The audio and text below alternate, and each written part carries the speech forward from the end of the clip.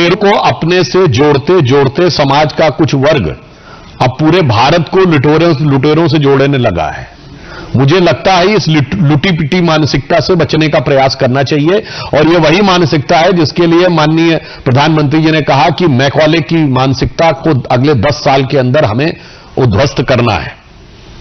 और यह बहुत दुखद बात है कि श्री हामिद अंसारी जी, जो भारत के माननीय उपराष्ट्रपति रहे हैं, वो इस प्रकार की बात करें, जबकि फैक्ट यह है, वास्तविकता यह है कि जितने भी मुगल बादशाह थे अलाउद्दीन खिलजी के बाद, सबने बगदाद के खलीफा का खुतबा पढ़ के शासन किया है।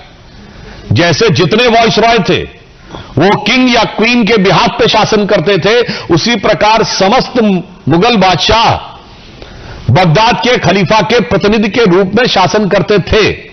और मुझे लगता है कि हामिद अंसारी साहब इतने पढ़े लिखे व्यक्ति हैं, उन्हें तो पता होना चाहिए कि गजनी के साथ आए हुए इतिहासकारों ने क्या क्या लिखा है। कुतुबी ने खुद लिखा है कि मथुरा में कैसी लूटपाट की और क्यों की, धार्मिक आधार पर की। उस जमाने में गजनी के एक इतिहासकार मिनहाजुस सिराज ने अपनी किताब तबाकत नासरी में लिखा कि जो यहां से मूर्ति ले जाई गई, उनके 4 पार्ट किए गए। एक मूर्ति मस्जिद की सीढ़ियों के लिए, एक मूर्ति उसके महल के लिए, और 2 हिस्से मक्का और मदीना को भेजे गए। मुझे लगता है जब वहां के लोगों ने इतना लिखा है, तो वो किस कारण से लुटेरों के प्रति इतनी आत्मीयता है, यह अपने आप में दर्शाता है कि एक रोगी मानसिकता है। और ये मुगल, मैकॉले और मार्क्स, ये M3M के कारण ये सारी की सारी समस्या उत्पन्न हुई है। और इसलिए इस प्रकार के विचारों को भारत की प्रबुद्ध जनता आज भली भांति समझ सकती है। और एक पॉइंट और कह दूं, आजकल इन विचारों को स्थापित कर पाना बड़ा मुश्किल होता जा रहा है, जब से इंटरनेट का युग आ गया है। देखिए, जब प्रिंटिंग प्रेस आया था तो उसने यूरोप में बहुत बड़ी समस्या पैदा की थी, क्योंकि कुछ लोगों के हाथ में ज्ञान का स्रोत रहता था, अब किताबें छप कर जाने लगी थी। उसी प्रकार मुझे लगता है कि जो क्रिश्चियन थियोलॉजिस्ट थे, उनके लिए चुनौती प्रिंटिंग प्रेस ने पैदा की थी। अब ये जो हार्डलाइनर फंडामेंटलिस्ट इस्लामिक थियोलॉजियंस हैं, इनके लिए इंटरनेट समस्या पैदा कर रहा है। ये मार्क्सिस्टों के लिए और मैकाले वालों के लिए इंटरनेट एक बड़ी चुनौती है, क्योंकि अब किसी भी सच को छुपाना इतना आसान नहीं है। दुष्प्रचार बहुत है इंटरनेट पे, मगर अगर कोई सतह पर जाना चाहेगा कि सच क्या है, तो वो कुछ घंटे की सर्च में लगभग 80 से 90% सच तक पहुंच सकता है। तो मुझे लगता है कि जो लोग चेहरे बदल के आते हैं, तो उनके लिए एक पंक्ति कह देना चाहता हूं कि सच जरा सा घटे या बढ़े तो सच सच न रहे, मगर झूठ की तो कोई इंतहा नहीं। लाख चेहरे बदल के आ जाते हैं ये, पर आईना कम वक्त झूठ बोलता ही नहीं। विकास चंद्रा जी। सर, मेरा सवाल है कि राहुल गांधी ने पहले शिकायत की कि 26 जनवरी के कार्यक्रम में तीसरे रो में बिठा दिया गया खड़के जी को।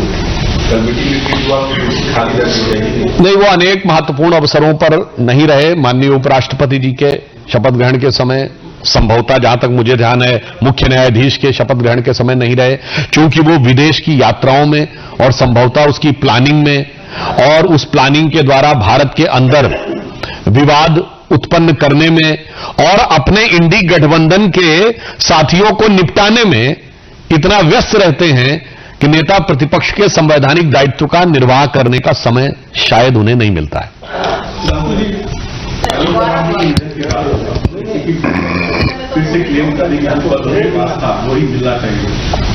ये नेशनलिस्ट एनसीपी का अंदरूनी विषय है, वो एक बार अपना निर्णय ले लें, उसके उपरांत जो भी उपयुक्त होगा गठबंधन निर्णय लेगा। सर, यूजीसी के नियमों पे सुप्रीम कोर्ट ने स्टे लगा दिया है, लेकिन पार्टी की क्या भावना है? देखिए, चूंकि वह मामला सर्वोच्च न्यायालय में विचाराधीन है और न्यायालय ने उस पर स्थगन आदेश दे दिया है, इसलिए उस पर टिप्पणी करना उचित नहीं है। परंतु एक बात बहुत स्पष्ट है, पार्टी का विचार कि हम किसी के भी साथ अन्याय नहीं होने देंगे और न्याय सभी को सुनिश्चित करने के लिए हमारी सरकार प्रतिबद्ध है। बहुत बहुत धन्यवाद। कुछ है? सर, स्वामी अमृतेश्वर ने कॉन्फ्रेंस करके यूपी सरकार का हमला बोला है, कहा है कि आपने गौरक्षा के लिए क्या किया, जितना गोमांस एक्सपोर्ट होता है उसका 40% जो है वो उत्तर प्रदेश से होता है। जहां तक हमारी सरकार का विषय है, हमारी राज्य सरकारों ने और केंद्र ने भी यथासंभव इस विषय के ऊपर पूरी संवेदनशीलता के साथ कार्य किया है। परंतु हम यह भी कहना चाहेंगे कि इसी देश में ऐसी पार्टियां भी हैं जिन्होंने सड़क के ऊपर गाय काटकर बीफ की पार्टी की है। केरल में यूथ कांग्रेस के नेता ने सड़क पर बीफ की पार्टी की थी। मुझे लगता है उससे अधिक आक्रोश उसकी तरफ होना चाहिए। और इस देश में ऐसे प्रधानमंत्री भी रहे हैं जिन्होंने विदेश में जाकर स्पेशल टाइप की बीफ फिलिप मैगन की डिमांड की थी in the choice of their preferential choice of food में।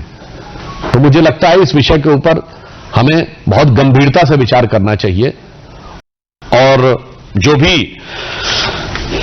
धर्मगुरु कहते हैं उनकी बातों को गंभीरता से लेना चाहिए और धर्मगुरुओं को भी इस विषय को बहुत व्यापकता से देखना चाहिए। बहुत बहुत धन्यवाद। मित्रों, आप सभी जानते हैं कि किसी भी